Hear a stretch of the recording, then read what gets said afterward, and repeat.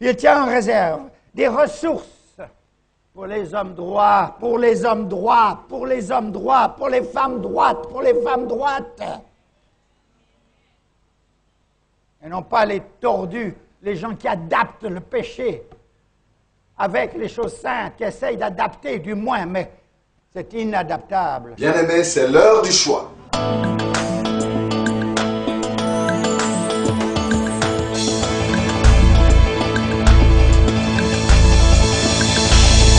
Au pied du Seigneur, je t'invite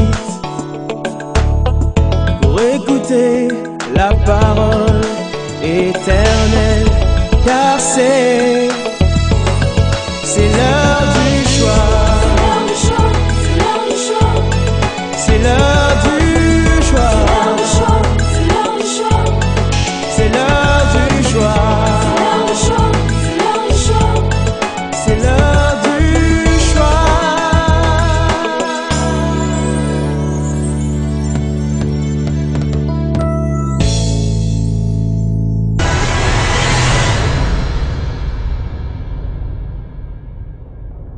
Et vous qui nous suivez sur les médias et partout où vous vous trouvez par le moyen de l'Internet, que la grâce et la paix du Seigneur soient avec vous. Que notre Dieu soit béni. Nous allons proclamer ensemble notre texte qui est devant nos yeux. On y va. Bien-aimé, je souhaite que tu prospères à tous égards et sois en bonne santé, comme prospère l'état de ton âme. Amen. Bon appétit. Nous sommes encore, bien-aimés, dans la porte d'entrée. Nous sommes encore avec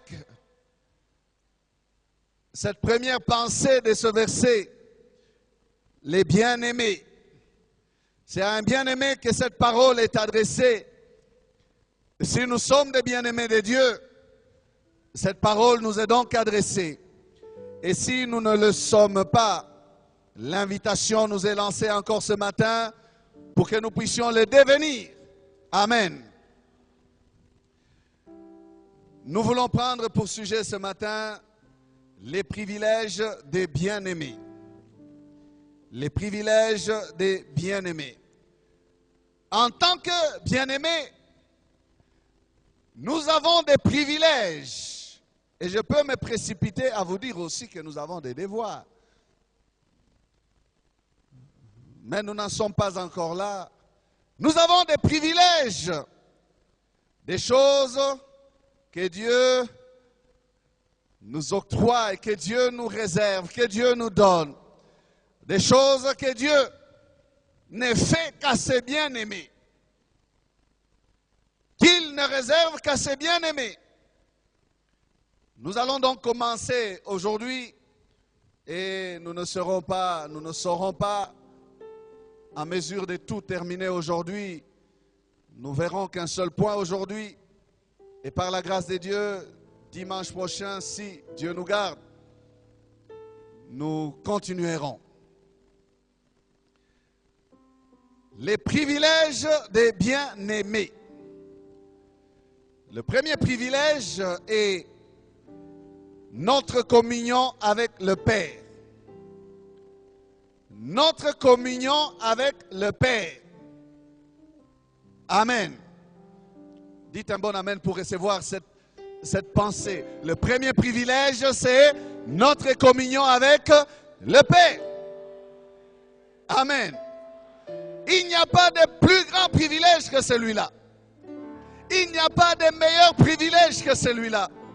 De tout temps et de toute part, de toutes les nations, des hommes ont désiré entrer en communion avec un être supérieur, avec une puissance plus grande que la leur. Des hommes veulent se connecter à quelque chose. Mais Dieu donne ce privilège aux bien-aimés.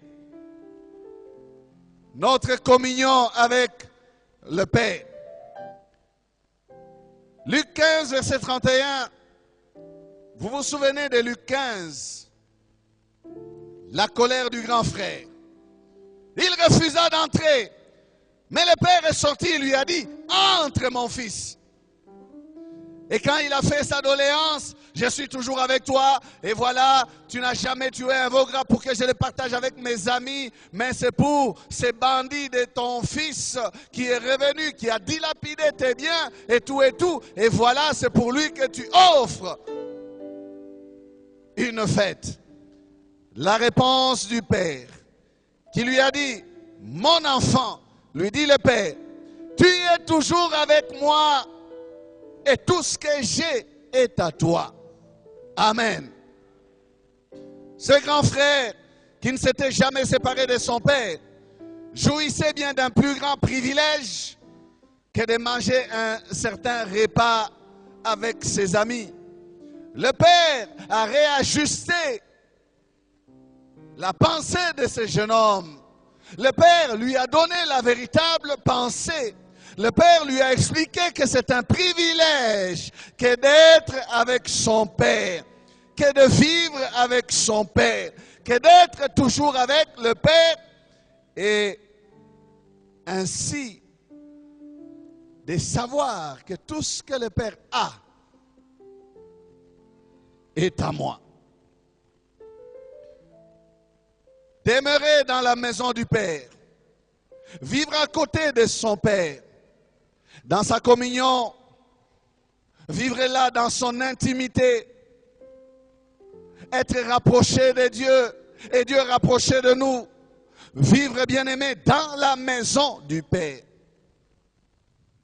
Oh, partager la vie de la maison du Père, partager la vie du Père, connaître comment le Père se comporte, le connaître davantage parce qu'on a accès à son intimité, on a accès à sa vie. Quel privilège, quel privilège, quel bonheur. Celui qui a été privé longtemps de ses privilèges était bien malheureux. Il a souffert là où il était parti. Mais celui qui était resté dans sa présence, la présence du Père, avait un bien plus grand privilège qu'il ne pouvait pas discerner ce fils aîné-là. Il ne pouvait pas le discerner. Lui qui avait été longtemps bénéficiaire de ce privilège, sans interruption, vivre dans la maison du Père, c'est un avantage plus grand que tout autre avantage. Amen. Et c'est ça que nous devons commencer par comprendre. Comprendre cela. 1 Jean 1, verset 3. Ce que nous avons vu et entendu, nous vous l'annonçons à vous aussi, afin que vous aussi vous soyez en communion avec nous. Or, notre communion est avec le Père et avec son Fils, Jésus-Christ. Amen. C'est Jean qui parle. Il dit, nous sommes en communion avec le Père et avec le Fils. Nous sommes bénéficiaires de cette communion-là. Mais nous remarquons que vous n'êtes pas en communion avec lui. Nous vous annonçons une nouvelle. Nous vous apportons un message. Parce que nous voulons que vous aussi, vous soyez en communion avec nous. Or, si vous devenez en communion avec nous, nous ne sommes pas en communion, nous ne sommes pas connectés à nous-mêmes. Non, nous sommes en communion avec le Père et avec le Fils. Donc, si nous vous apportons ce qui nous a connectés à eux, vous aussi vous serez connectés à eux. Nous voulons donc que vous soyez en communion avec le Père et avec le Fils. Nous ne pouvons pas ne pas vous annoncer cela. Nous voulons que vous aussi vous entriez en communion avec Dieu. Amen. Ce message, c'est lequel? C'est le message de l'évangile, bien-aimé. Le but de l'évangile est de nous mettre en communion avec Dieu. L'évangile ne nous apporte pas que la réponse à nos problèmes. Non. L'évangile nous connecte à la vie de Dieu. Et si l'évangile qu'on vous a prêché ne vous a pas présenté la personne du Père, ne vous a pas démontré la gloire du Fils, la grâce qu'il nous accorde, vous n'êtes pas encore dans l'évangile. Ce que nous avons vu, ce que nous avons entendu, quoi? L'évangile, le message de Dieu, ce message d'amour qui est venu vers nous. Nous sommes entrés dans sa communion. Nous vous annonçons aussi ce message pour que vous soyez vous aussi en communion avec le Père. Amen. Corneille priait, mais les prières de Corneille étaient limitées quelque part. Corneille donnait des offrandes, mais les offrandes de Corneille étaient limitées quelque part. Dieu a dit, tu pries, c'est vrai. Je vois que tu pries. Je vois que tu donnes des offrandes. Elles sont devant mes yeux. Mais toi-même, Corneille, tu n'es pas en communion avec moi. Il faut que l'on t'annonce le message. Le message. Il faut qu'un homme te parle de l'évangile. Pour que tu sois sauvé. Et que tu entres en communion avec moi. Bien-aimés, imaginez-vous. Dieu se préoccupe du salut d'une âme.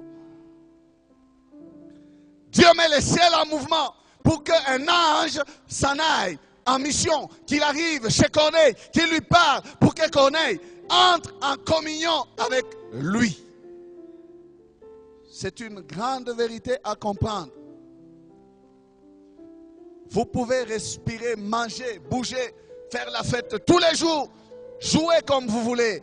Mais tant que vous n'êtes pas en communion avec Dieu, vous êtes mort. Vous ne vivez pas, vous êtes mort. Amen. Mort. Parce que la mort dont il est question, c'est la séparation avec Dieu. Jean dit ce que nous avons entendu et vu. De qui? De Jésus-Christ. Nous vous l'annonçons. Nous vous transmettons cela. C'est ce qui va vous permettre à vous aussi d'entrer en communion avec le Père et avec son Fils. Et si vous entrez en communion avec le Père et avec le Fils, vous entrez aussi en communion avec la famille de Dieu. Amen. C'est pourquoi il dit, vous entrez en communion aussi avec nous. Or, notre communion à nous est avec le Père et avec le Fils. Autrefois, nous étions en communion avec les idoles. Autrefois, nous étions en communion avec les coutumes. Et les coutumes nous connectaient, bien-aimés, aux démons. Derrière les principes des coutumes sont cachés, pour la plupart des coutumes, sont cachés des démons. Bien-aimés, pouvez-vous me dire qui contrôle les Chibao? Comment est-ce que celui qui observe la coutume des Chibao va être frappé de mort s'il tombe dans le péché? Il commet les Chibao. Qui contrôle ça? Qui contrôle? Est-ce que c'est Dieu? Non, ce sont les esprits mauvais. Autrefois, nous étions en contact avec ces esprits-là. Nous étions en communion avec des choses qui ne nous donnaient pas, bien-aimés, un meilleur bénéfice. Autrefois, nous étions en contact, en communion avec le monde, avec les esprits qui agissent dans le monde, qui gouvernent le monde, qui dirigent ce monde. Voilà pourquoi Dieu dit, celui qui est ami du monde devient ennemi de Dieu. Vous ne pouvez pas servir et le monde et Dieu, parce que vous ne pouvez pas être en communion avec les deux puissances à la fois. Et il n'y en a que deux. Amen. Celui qui est ami du monde devient ennemi de Dieu. Parce que celui qui communie avec le monde, communie avec l'esprit du monde, qui est contraire à l'esprit de Dieu. Voilà pourquoi celui qui communie à la table de Christ, Paul dit, il n'a pas raison de s'asseoir à la table des idoles. Amen. Vous ne pouvez pas avoir deux communions avec deux puissances à la fois, non. Éphésiens chapitre 2, verset 3 à 6. Il est dit, nous tous aussi, nous étions de leur nombre, et nous vivions autrefois selon les convoitises de notre chair, accomplissant les volontés de la chair et de nos pensées. Et nous étions par nature des enfants de colère, comme les autres. Les autres, c'est qui? Ceux qui sont encore dans le monde, qui n'ont pas la communion avec Dieu. Nous étions de leur nombre, accomplissant la volonté de la chair et de nos pensées. Verset 4. Mais Dieu, qui est riche en miséricorde, à cause du grand amour dont il nous a aimés, nous qui étions morts par nos offenses, nous a rendus à la vie avec Christ. C'est par grâce que vous êtes sauvés. Il nous a ressuscités ensemble et nous a fait asseoir ensemble dans les lieux célestes en Jésus-Christ. Amen.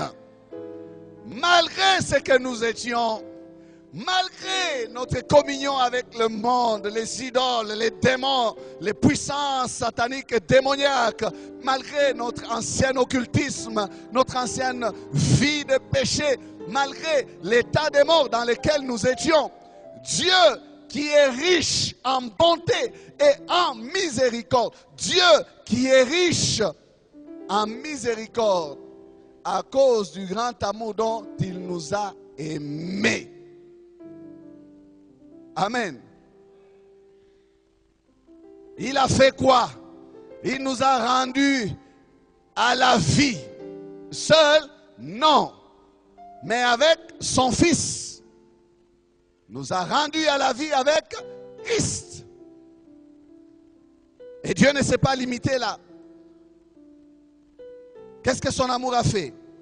Dieu a travaillé par son amour. Dieu a payé par son amour. Dieu a envoyé son Fils mourir à la croix par son amour. Dieu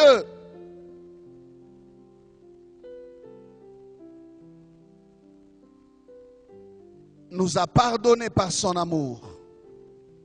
Dieu nous a sauvés par son amour. C'est l'amour qui a poussé Dieu à venir nous sortir, bien-aimés, de l'état des morts pour nous faire passer à la vie avec son Fils. Dieu nous a introduits dans sa communion. Entendez comment il parle? Nous qui étions morts, il nous a rendus à la vie avec Christ. Pas seul, avec Christ. Il ne s'arrête pas là. Il nous a fait asseoir ensemble. Pas seul. Avec qui? Avec Christ. Où? Dans les lieux célestes. Amen. Mais vous savez que le christianisme nous enseigne des choses sur lesquelles nous ne nous arrêtons pas trop. Dieu nous a fait asseoir dans les lieux célestes. En fait, pendant que nous sommes sur cette terre, nous sommes assis dans les lieux célestes. Mais comment est-ce possible? Je suis encore sur la terre. Non. Ma vie véritable et les projets finis de ma vie véritable, la gloire qui m'est destinée, telle que je dois être, telle que je dois vivre, c'est en Jésus-Christ dans les lieux célestes. Amen. Et quelqu'un disait qu'en fait, nous les chrétiens, nous sommes des personnes qui avons la tête au ciel, les pieds sur la terre. Tu ne comprends pas? Nous avons la tête au ciel, les pieds sur la terre. Amen. C'est ce que nous devons être. Ce qui doit nous conduire, notre pensée. Ce qui doit nous diriger doit provenir du ciel. Amen. Et pendant ce temps, nous marchons encore sur la terre. Mais avec la pensée du ciel. La pensée céleste. Tout se passe en Jésus. Nous avons la vie. Dieu nous a rendu la vie avec Christ. Communion. Nous sommes assis dans les lieux célestes en Jésus-Christ. Notre vie est avec la vie de Jésus. Voilà pourquoi un homme comme Paul, comprenant sa communion intime avec le Seigneur, pouvait dire et confesser et dire, ce n'est plus moi qui vis, c'est Christ qui vit en. C'est Christ qui vit en moi. Amen. La communion. La communion. La communion. Quand vous êtes en communion avec quelqu'un, vous êtes unis à cette personne. Et vous avez tout en commun. C'est ce qui a formé ces mots. Communion. Commun et union. vous avez part à la même vie.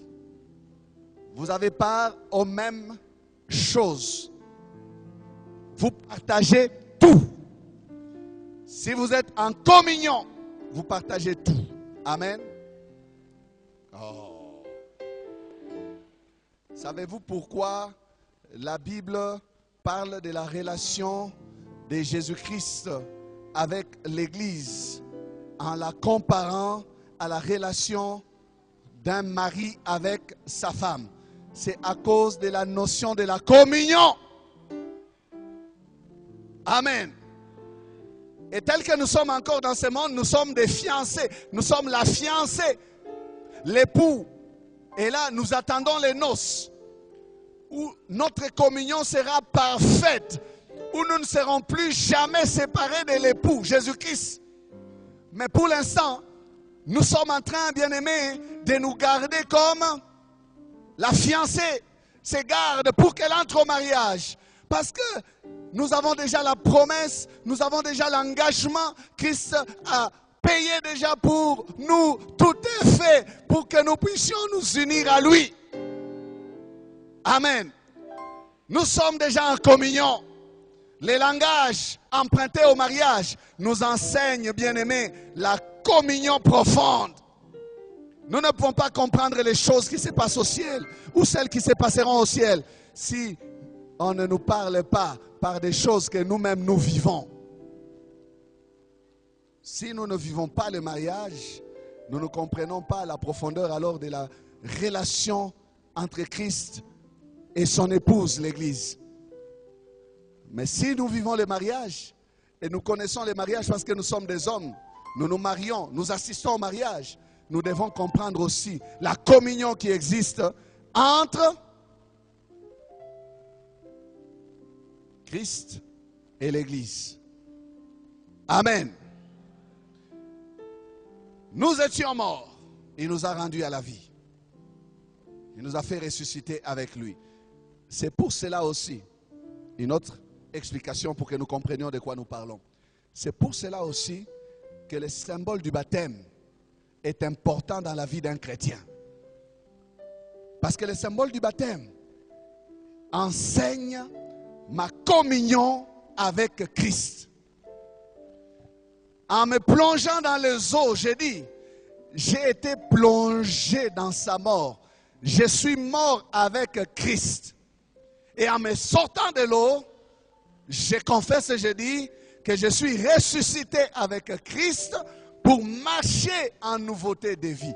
Ainsi, ce n'est plus moi qui vis. Je me suis engagé, parce que le baptême est l'engagement d'une bonne conscience envers son Dieu.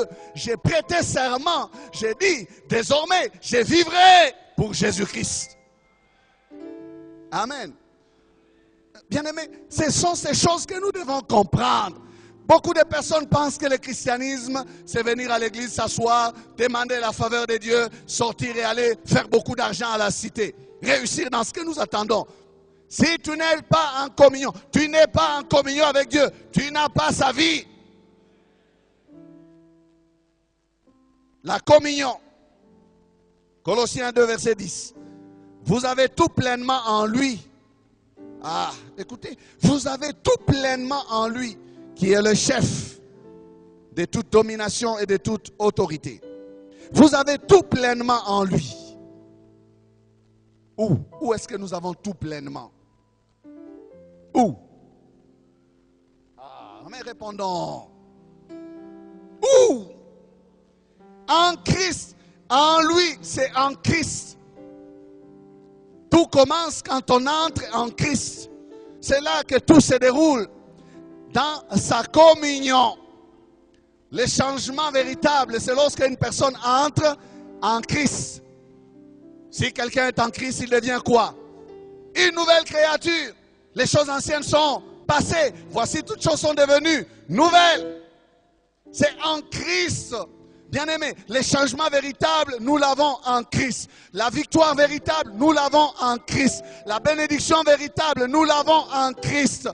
Le succès véritable, nous l'avons en Christ. L'élévation véritable, nous l'avons en Christ. Amen. Tout pleinement en lui. Lui qui est le chef. Écoutez comment on parle de lui. Il est le chef de toute domination et de toute autorité. Il est le chef des dominations démoniaques qui ont maintenu votre famille dans la pauvreté.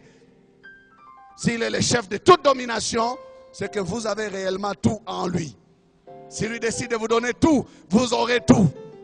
Le Père dit, mon fils, tu es toujours avec moi et tout ce que j'ai est à toi. Pourquoi tu vas regretter pour un veau gras? Pourquoi tu vas te plaindre pour un veau gras? Tu es toujours avec moi. Tant que tu demeures dans ma communion, mon fils, attends-toi à régner aussi sur tout ce qui est à moi. Amen. C'est en Jésus que se trouvent tous ces dont l'homme a véritablement besoin pour vivre et même pour survivre. Je n'aurais pas besoin de dire même pour survivre, mais parce que la plupart d'entre nous, nous survivons. Donc, au lieu de vivre, nous nous battons pour nous maintenir en vie, nous survivons. Alors je vous dis, même quand vous avez, bien aimé, cette condition-là de ne faire que survivre, c'est en Jésus que nous avons la possibilité de survivre. Amen. Nous avons la possibilité de vivre, mais aussi de survivre. En dehors de Christ, la vie n'est pas la vie. En dehors de Christ, la vie est appelée la mort. Amen. La vie est appelée la mort. Tout ce qui est donc plus important pour nous, c'est d'être en Christ. Tout commence par là. Tout part de là. Tout est en Christ.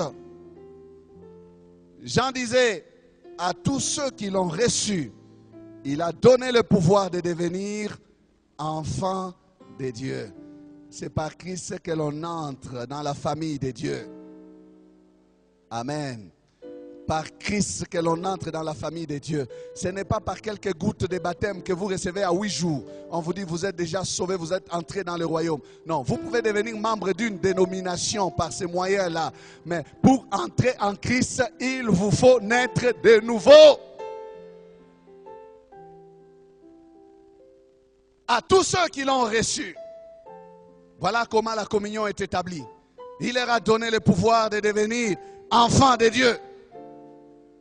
Amen. Enfants de Dieu. Enfants de la maison.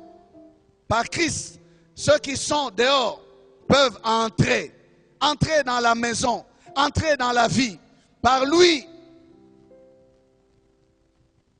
Nous devenons donc enfants de la maison. Par lui. Et nous pouvons bénéficier, frères et sœurs, de la chaleur de la maison de notre Père. De la chaleur de la maison de notre Père. Entrer en Christ devait nous préoccuper plus que toute autre chose. Notre plus grand besoin, frères et sœurs, est celui de communier avec notre Créateur. C'est ce qui agite les grands de ce monde. Ils ne savent pas. Plusieurs hommes intelligents ne le savent pas. Ils sont agités malgré leur grand savoir. Ils n'auront de paix et de repos que lorsqu'ils se tourneront vers Christ. Car c'est en Christ, bien-aimés, que nous sommes satisfaits. Paul parle des hommes qui les cherchent à tâtons. À tâtons.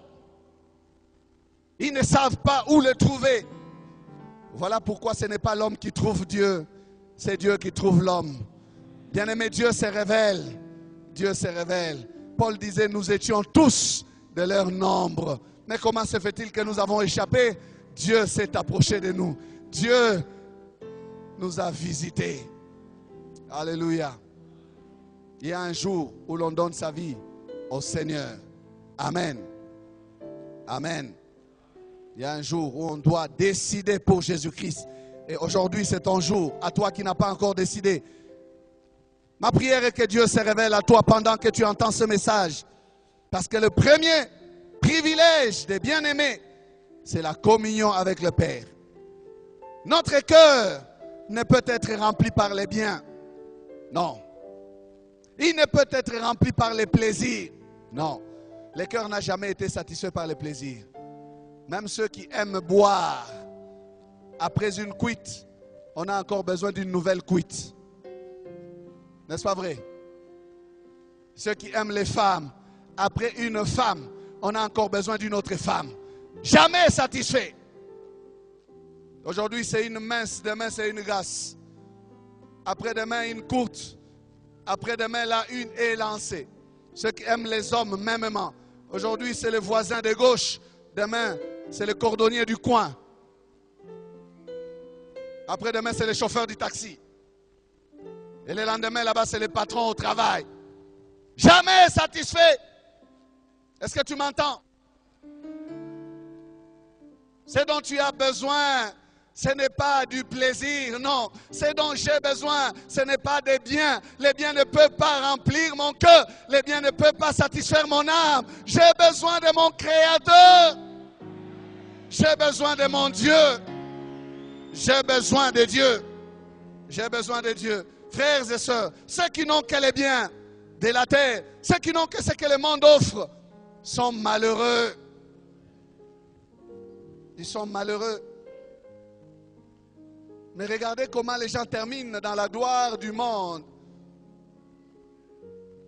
Bourrés de millions, bourrés de succès, de disques d'or. Et pourtant, fatigués de la vie, ils se jettent à la fenêtre du 14e niveau.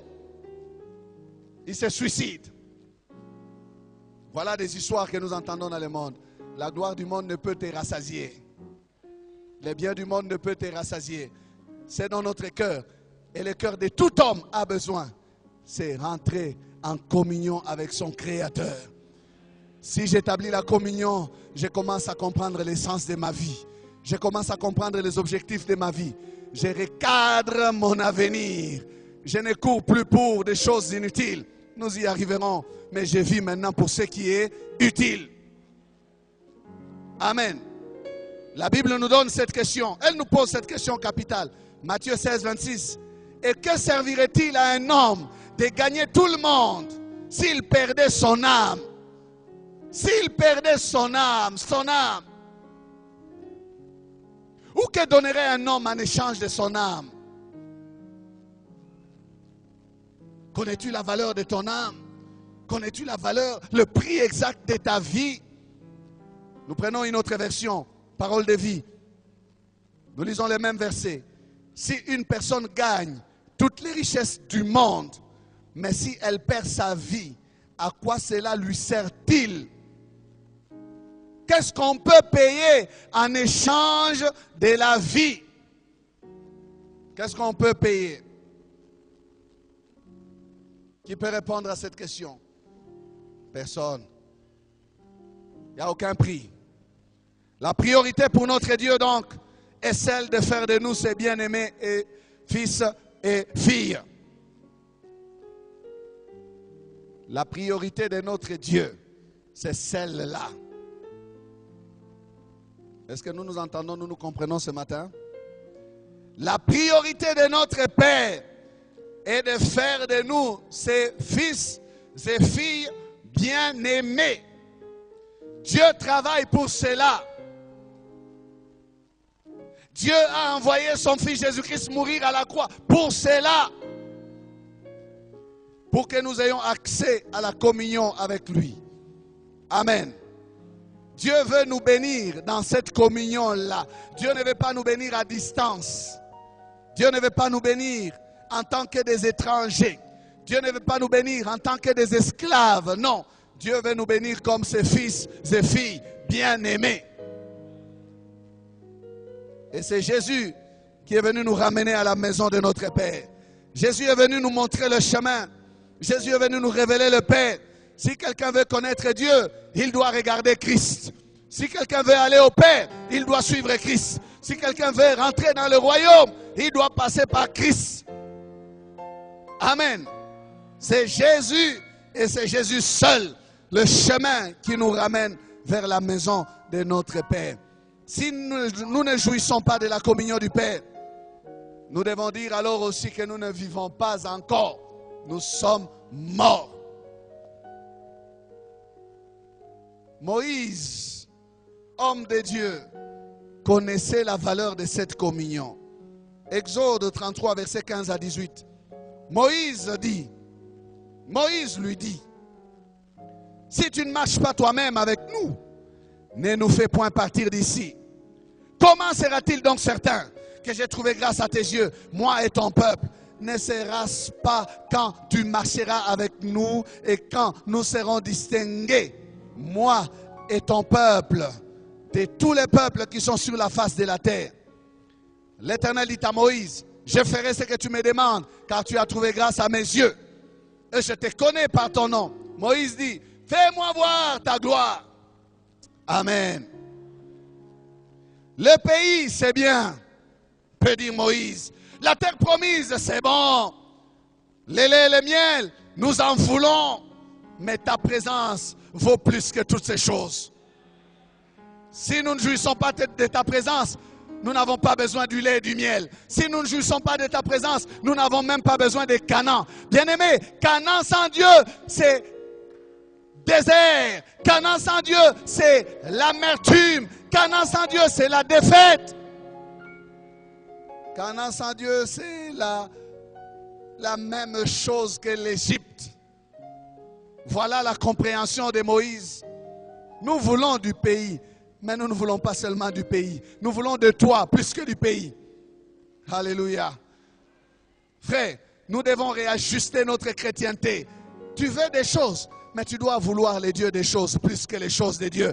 Tu dois vouloir des dieux plus que des bénédictions. Tu dois vouloir de la présence de Dieu plus que du succès. Nous ne devons pas être terre à terre. Moïse dit, ça sert à quoi de partir d'ici? Puisque ça ne sera que la même chose. Qu'est-ce qui fait la différence? C'est quand tu marches avec nous. Un homme avec Dieu, c'est la majorité, disait notre Père. Un homme avec Dieu, c'est la distinction. Un homme avec Dieu, bien-aimé, c'est l'excellence. Ce que je désire, c'est la présence de Dieu. Et David disait, notre frère a lu ce texte, je désire une chose que je demande ardemment à mon Dieu. Je voudrais habiter tous les jours de ma vie dans la maison de mon Dieu. Quelle prière! Amen. Combien d'entre nous voulons la communion avec Dieu? Moïse sait que le grand secret de la vie spirituelle n'est pas les exploits que l'on fait avec Dieu. Le grand secret de la vie spirituelle n'est pas les bénédictions que l'on reçoit de Dieu. Non, le grand secret de la vie spirituelle, c'est la marche que l'on fait avec Dieu. Si tu marches avec moi, je suis un homme distingué. Seigneur, je voudrais les signes de ta présence dans ma vie. Il faut que tu me rassures.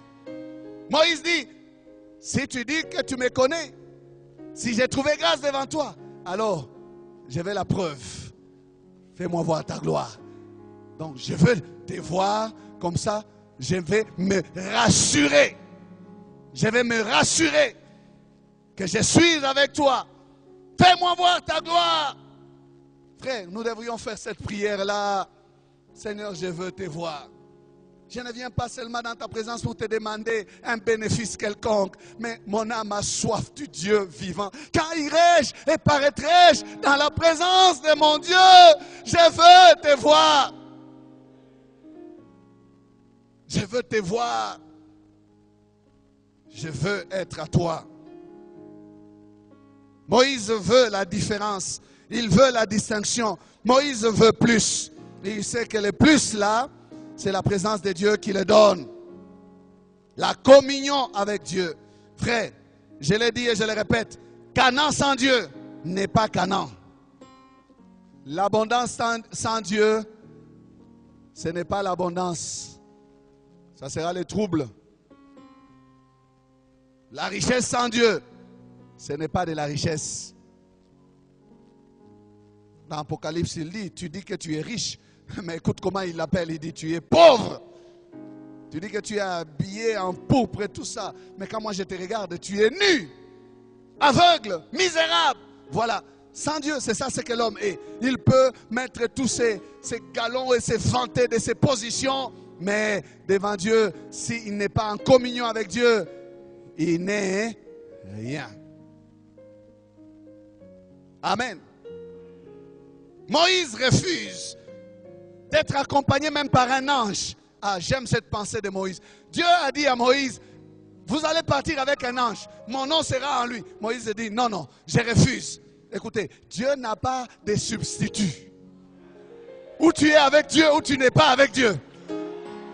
Il ne faut pas dire, oh non, non, je parle en langue. Je parle en langue, donc je suis avec Dieu. Non, non, Dieu n'a pas de choses qui peuvent les remplacer. Je refuse des choses qui remplacent la présence de Dieu. Je refuse que la musique remplace mon Dieu. Je refuse qu'aller à l'église remplace mon Dieu. Je refuse que les bénédictions remplacent mon Dieu. Je refuse que rien ou personne prenne la place de mon Dieu. Même pas un ange. Même pas un ange. Seigneur, c'est toi que je veux. Je ne veux pas d'un ange. Je veux ta présence. Un ange, il est comme moi. Il est aussi un serviteur. Mais je veux le roi des rois. Je veux le roi des gloires. Je veux le chef de l'armée. Je veux celui qui donne des ordres. Celui qui commande. Celui qui ordonne. Celui qui défend et protège. C'est celui-là que je veux. Alléluia. Frère, même quand tu pries, ne demande pas la présence d'un ange. Demande la présence de Dieu.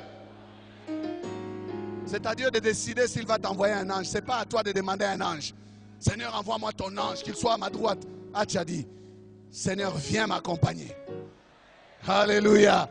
Seigneur, sois toujours avec moi. Amen. Et le Seigneur est capable de nous accompagner. Amen. Je refuse qu'il y ait un remplaçant de Dieu. Nous ne devons jamais nous contenter des choses qui remplacent Dieu. Vous calmez votre conscience avec une activité religieuse pour dire que vous êtes avec Dieu. Vous n'êtes pas avec Dieu. Votre cœur sait. Ça, c'est des remplaçants. Ça ne suffit pas. Il faut plus. Qui sa dimension. Il faut plus. Je refuse que ça soit une chose. Même pas la musique. Frère, en Europe, on est en train de vouloir séduire les jeunes en organisant des concerts avec des musiciens de rock mondain dans les églises pour que les gens rentrent dans les églises. Mais c'est une grave erreur. La musique ne peut pas donner la présence de Dieu. Surtout celle qui vient de vedette du monde. Ah, je parle de l'Europe, mais on m'a dit qu'un pasteur ici, quelque part, il a mis au devant de son hôtel un musicien du monde. Et puis un musicien du monde aussi a pris dans l'anniversaire de quelqu'un un micro, il a commencé à chanter. Kumama, kumama, kumama. Commence d'abord par être en communion avec Dieu avant de chanter pour Dieu. Nous devons refuser ces choses-là. Rien ne doit remplacer Dieu. Amen. Dieu n'a pas de substitut. Dieu n'a pas d'assistant. Dieu n'a pas d'adjoint. Dieu n'a pas d'envoyé spécial, le représentant auprès d'eux. C'est lui-même. Il faut qu'il vienne lui-même. Ah, frère, comment est-ce que je peux vous expliquer ces choses? Il faut désirer la présence de Dieu plus que toute autre chose. La communion, quel privilège. Un homme qui marche avec Dieu, un homme qui parle avec Dieu, quel privilège. Un homme qui vit la vie de Dieu. Autrefois dans l'Ancien Testament, ce n'était pas possible. Il fallait monter à Jérusalem. Il fallait, là où est le tabernacle, lâcher l'alliance. Mais Dieu a dit, non, je vais mettre fin à tout cela. À tous ceux qui croient à mon nom, à ceux qui me reçoivent, je vais faire une chose, je vais entrer dans leur cœur. Désormais, ils n'ont plus besoin d'un temple à côté. Ils n'ont plus besoin de payer des billets pour aller à Jérusalem. Mais j'habiterai dans leur cœur. Dans leur cœur. Je leur donnerai un esprit, mon esprit. Je ferai d'eux mes fils et mes filles. Il faut qu'ils habitent en nous. Dieu dit fini, fini l'histoire de se déplacer. Je me révèle à toi mon fils. Je me révèle à toi ma fille. Dans l'Ancien Testament, c'était très dur. Très dur. Une fois l'année au moins, il fallait monter. Pour les plus forts, 4 fois l'année, toutes les grandes fêtes d'Israël, il fallait monter parce que c'est là que l'arche se trouvait. Mais quand Jésus vient, il dit, femme, parlant à la femme samaritaine, ce ne sera plus ni sur cette montagne, ni à Jérusalem, parce que Dieu est esprit. Et il faut que ceux qui l'adorent, l'adorent comment? En esprit et en vérité. Fini l'affaire des pèlerinages. Frère, même quand nous allons à Jérusalem, le tombeau est vide. Vous pouvez manger des bananes là-dedans, c'est rien. Il vit dans nos cœurs. Alléluia. Ah, il me l'avait rassuré. Je suis arrivé à Jérusalem pour la première fois. On est allé au Jourdain, frère. La veille, avant qu'on aille au Jourdain le lendemain, la nuit, j'ai fait un songe. Le Seigneur me dit, je t'ai sauvé au loin. Je suis avec toi là-bas et je suis avec toi ici. Je n'ai rien compris. Mais quand nous sommes allés au Jourdain, bien-aimé, j'ai vu des gens se précipiter pour boire l'eau du Jourdain. Le rêve m'est revenu. J'ai dit, je ne fais rien ici, je ne fais rien. Je vais seulement louer mon Dieu. Je ne bois ni l'eau, ni quoi que ce soit, parce qu'il est avec moi.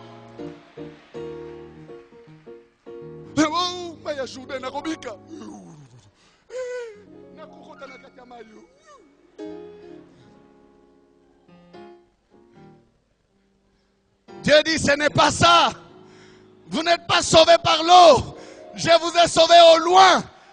Parce que vous avez reçu mon fils Jésus-Christ. Vous êtes mes fils et mes filles bien-aimés. Frère, notre communion s'établit par la foi. Lorsque nous recevons Jésus-Christ comme Seigneur et Sauveur. Pas par les lieux où nous nous tenons. Non. Amen. Cette communion a tellement de la valeur que lorsque l'on expérimente ça, on doit recadrer les choses dans sa vie. Notre vie chrétienne, je le répète encore, a besoin d'être recadrée dans ses priorités. Rapidement, je vais vous lire ce que l'apôtre Paul nous dit. Philippiens 3, 7 à 8. Je vous recommande de lire tout. C'est chapitre 3. Il y a de bonnes vérités, mais je prends les 2 versets. Mais ces choses qui étaient pour moi des gains, je les ai regardées comme une perte à cause de Christ. Et même, je regarde toutes choses comme une perte à cause de l'excellence de la connaissance de Jésus-Christ, mon Seigneur, pour lequel j'ai renoncé à tout. Et je les regarde comme de la boue afin de gagner Christ. Gloire à Dieu. Où est partie la consécration des frères? Où est parti les témoignages des hommes qui abandonnent des postes où ils volent? Où est partie ces femmes qui quittent la position de deuxième femme à cause de Christ? Où est partie cette femme-là? De nos jours, bien-aimés, nous avons dilué le message de l'évangile et nous avons diminué notre consécration.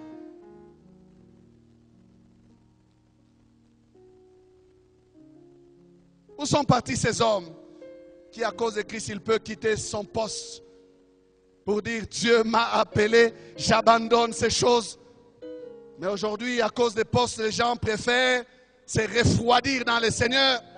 Le zèle qu'ils avaient est mort à cause des positions qu'ils occupent. Les gens disparaissent de la maison de Dieu. Les gens ne servent plus le Seigneur parce qu'il a eu tout simplement un travail. Qui peut parler comme cet homme Paul?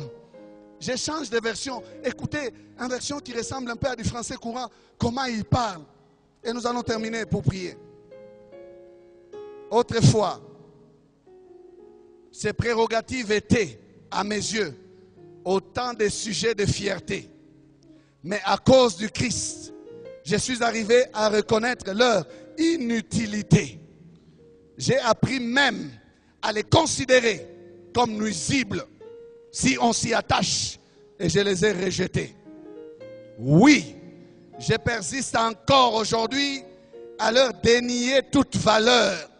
Je vais même plus loin. Tout me semble une perte en comparaison du privilège. J'ai aimé ces mots. Du privilège inestimable d'avoir pu reconnaître en Jésus-Christ mon Seigneur.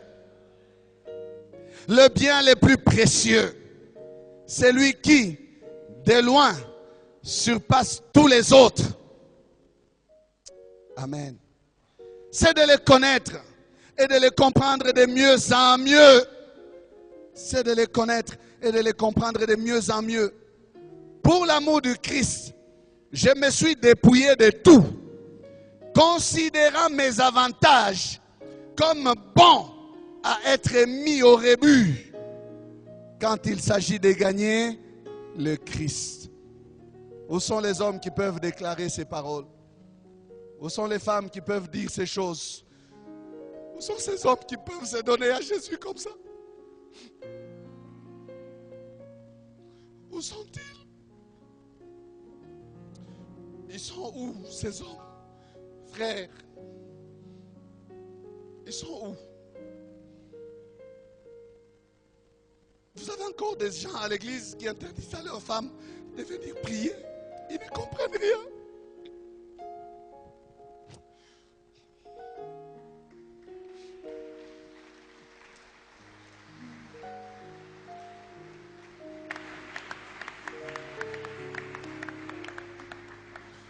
Nous croyons que prier, bien-aimé, c'est les avantages terrestres.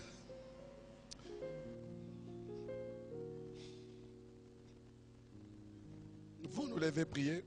Où sont ces hommes? Seigneur, où sont-ils? Nos prédications sont en continu sur notre site web qui est www.labornelouchi.net. Vous pouvez aussi nous écrire aux adresses électroniques suivantes: lepasteur@labornelouchi.net, guillamani@gmail.com. Pour toutes vos requêtes, écrivez-nous à l'adresse électronique suivante: requêtes@labornelouchi.net. Et si vous désirez nous contacter, appelez-nous au numéro suivant: 099 99 56 891.